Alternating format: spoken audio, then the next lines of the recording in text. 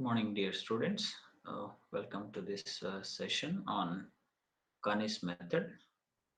To continue from the last session, we have discussed the procedure for solving an indeterminate structure using kani's method.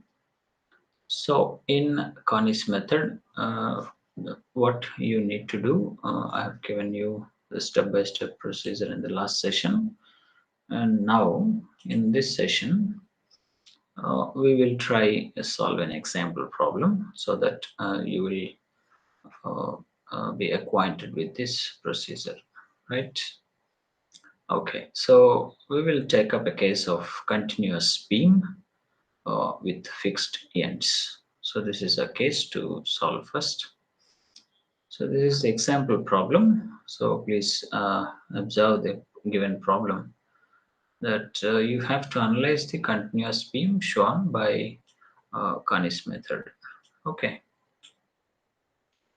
right. So the given beam has got three supported spans, which is AB has got 4 meter span and moment of inertia is I, whereas span BC has got 6 meters span and moment of inertia 2I, and CD has got 4 meter span with moment of inertia I. AB has got a central point load 20 kilonewton. BC has got two loads, which are one is UDL of 15 kilonewton per meter and an eccentric point load of 30 kilonewton, where the it is acting 2 meters from C. Okay, right. And the span CD. Let me clear this one. The span CD has got again a central point load where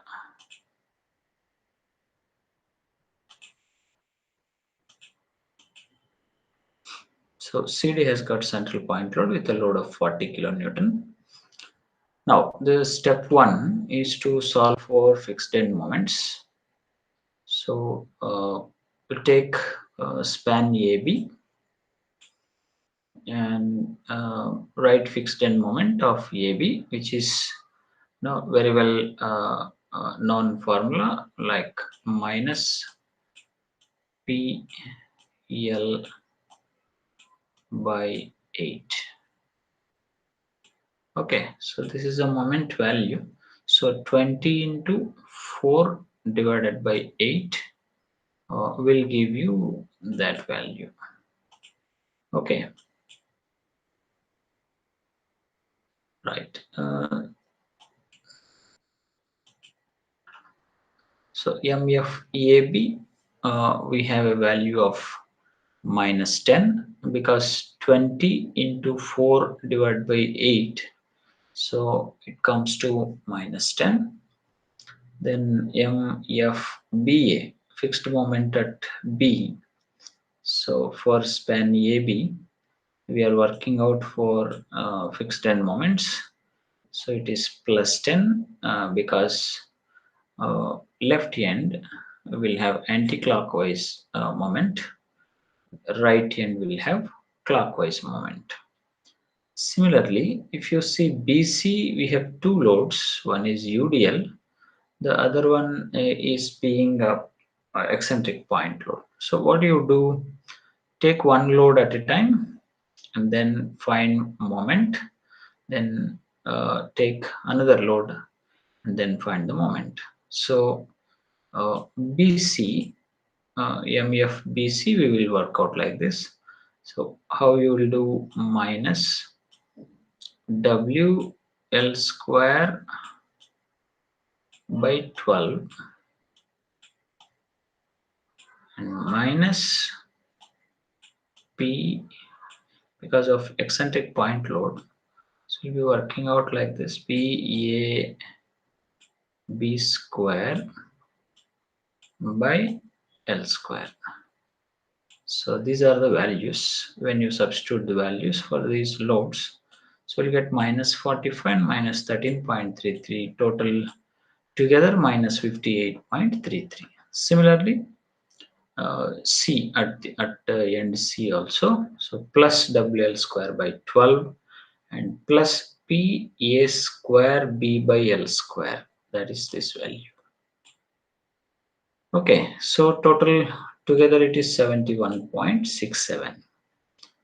Then again CD has got a simple case of central point load where PL by 8 is the value, and at C it is anti-clockwise minus, and at D it is clockwise positive. Okay, right. So this is how we find fixed end moments of all the three spans. Right. Next, step 2 is to calculate rotation factor. Rotation factors at joints for the members meeting at the joints. Okay. So take the joints. You have two joints here. B is a joint and C is a joint. So we have two members here, BA and BC. Similarly, joint C, you have CB, CD.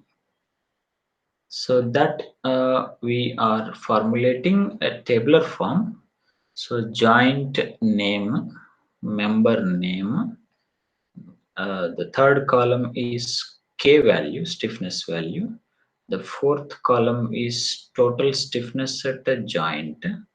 Then fifth column is like a rotation factor. Okay, so rotation factor shall be calculated like this. So if you take joint B, you have BA, BC. So B is near end, A is far end. So far end is fixed. So stiffness of for the case far end is fixed is 4EI by L. So that comes to EI. BC, so C is continuous support. So that also is 4EI by L. Okay. So 4BC, C is continuous, C is foreign now. So 4EI is 2I by L is 6. Okay, so that comes to 1.33 EI. Now when it comes to joint C, so CB, CD are the members. So CB is again same as BC, so that is this value. And when you take CD, again D is far end. So D is fixed support. Here D is fixed support. Hence the stiffness is 4EI by L. So this EI. So now total stiffness, this add these two for joint B. Okay, so that is 2.33 EI. Then add these two. So that will be again 2.33 EI. So joints have got same stiffness value. Now to get rotation factor. So what is our formula for rotation factor? Minus 1 by 2 times K of a particular member divided by total K. That means total stiffness of the members joining at a joint. So for member BA, if you want rotation factor, K divided by sigma K into minus 1 by 2. So that is this value. Okay, again. So EI divided by 2.33 EI into minus 1 by 2. For BC, 1.33 EI divided by 2.33 EI into minus 1 by 2. That is this value. And total together it shall be minus 0.5. Okay. Similarly, this way. K divided by sigma K into minus 1 by 2. That means 1.33 EI divided by 2.33 EI, same as BC.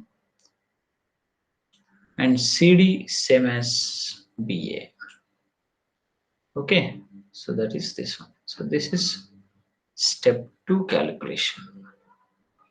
Okay, right. Next, the third step is to prepare the beam for rotation contribution calculations. Okay, so how to calculate rotation contribution values? So before that, you have to prepare the beam like this. So take the given beam as it is, replace the joints by the boxes uh, uh, so that it accommodates the joint fixed end moment and the rotation factor values. So likewise, you have to accommodate.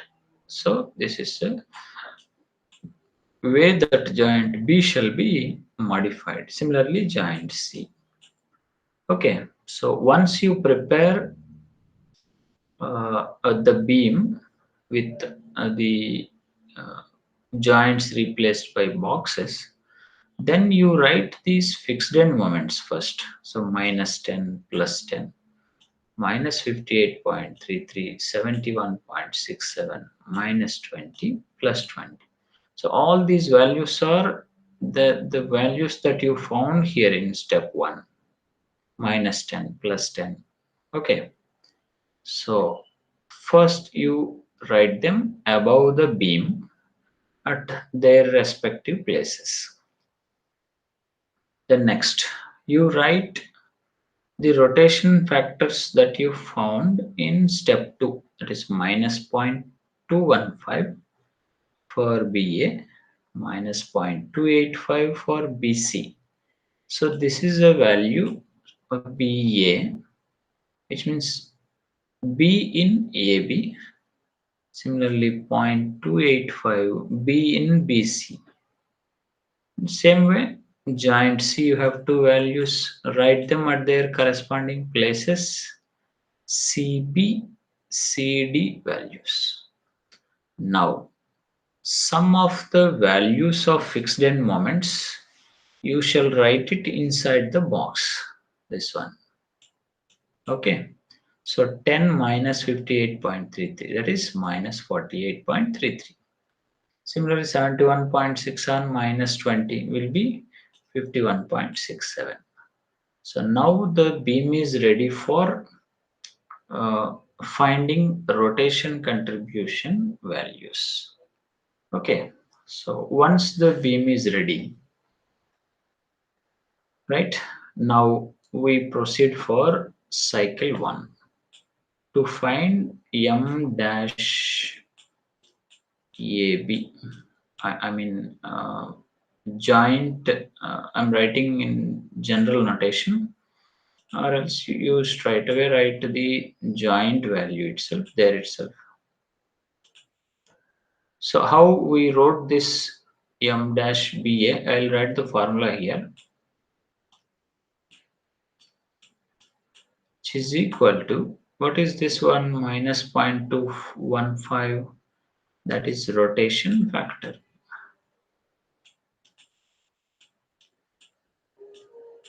Then what is there inside? Minus 48.33 means what? Fixed end moment of BA and fixed end moment of BC. That means sum of M, F,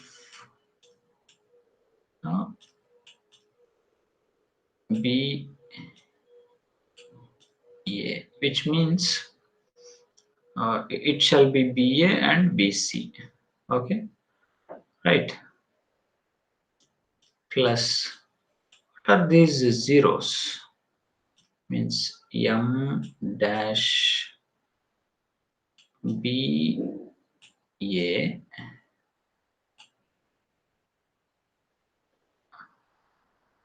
so far end rotation contributions, that means that far end rotation contributions. So you shall replace them by M dash AB.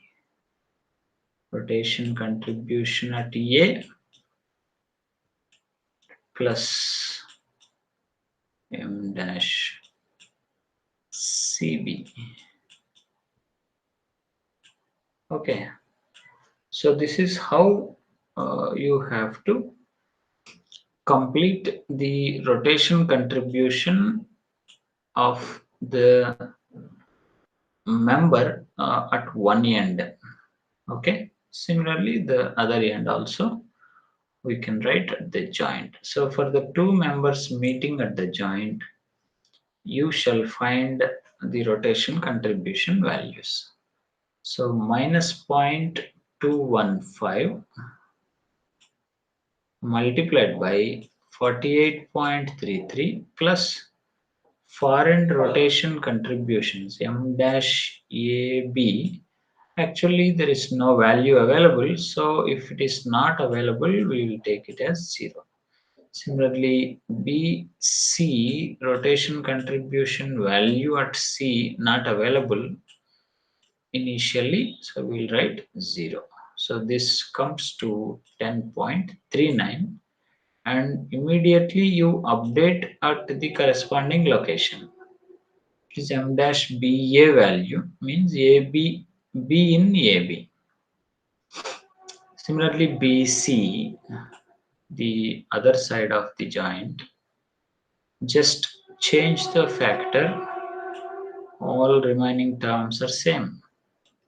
So minus 48, same joint, so same sum value, sum of fixed end moment value is same, for ends are same, BA, I mean for end for B is A, so M dash AB value, this is M dash AB value, and M dash CB value.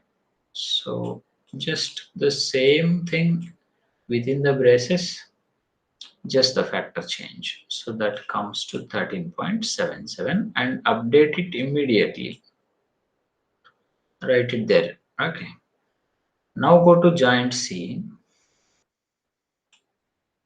So rotation factor multiplied by this sum of fixed end moments value plus now far end of C is B. There is a value available which you found just now. So 13.77, and the other far end for joint C is D, where the value is 0.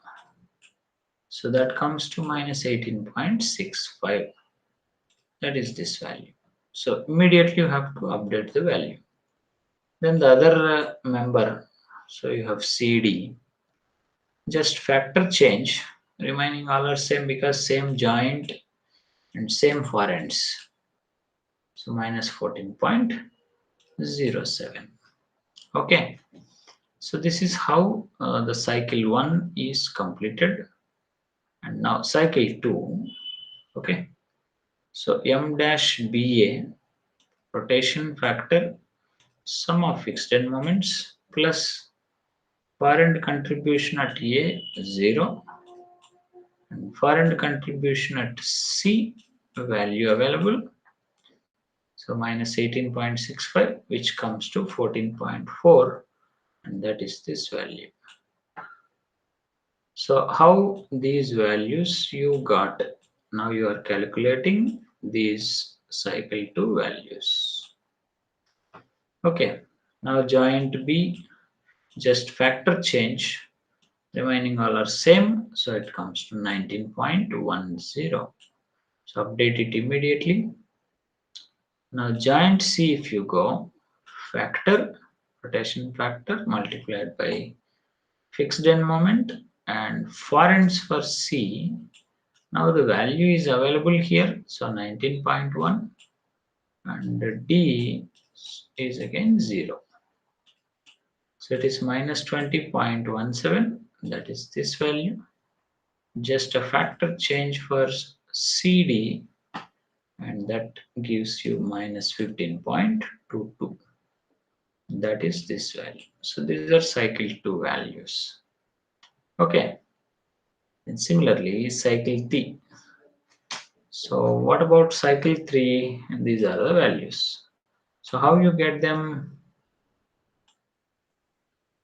is by very similar procedure. So joint B first, so M dash B a value, rotation factor multiplied by sum of fixed end moments, and forend for B is A, one of the forends 0, the other forend, the value is minus 20.17, that comes to 14.73, and this is the value. Similarly, the other member BC, just factor change, all are same within the braces, 19.52 is the value. Now for CB, so joint C, the latest value is available 19.52, so that you have to use it here. So factor sum of fixed end moments here, which is available here, and for end at D it is 0 again. So minus 20.29 is the value. Then CD member, just a factor change will give you minus 15.31. Okay, next. So cycle 4, these are the cycle 4 values. Right, in a similar fashion, we follow cycle 4, and these are the values that are being found. Okay, then you can see that the two successive values, that means cycle 3 value and cycle 4 value, there is a difference of 0.02. Okay, so this much accuracy is sufficient for us. So similarly here 0.04, and it is 0.01 and 0.01. So this is the accuracy level that we achieved.